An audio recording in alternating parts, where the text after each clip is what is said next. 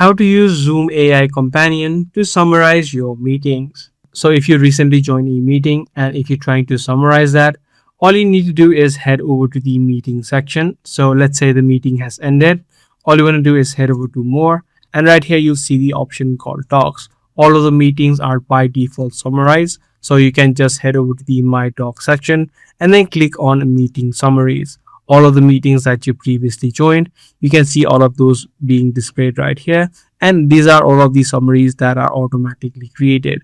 You can just head over to one of these sections and all of the summary will be easily visible. Furthermore, you can add in more prompts so that you can generate more information from this particular meeting. So you can add in simple prompts and then click on the arrow to add and send in new prompts. So using this exact section, you can summarize meetings using AI Companion inside of Zoom. Do give this video a thumbs up if you found this video helpful. I'm going to see you in the next video. Thanks for watching.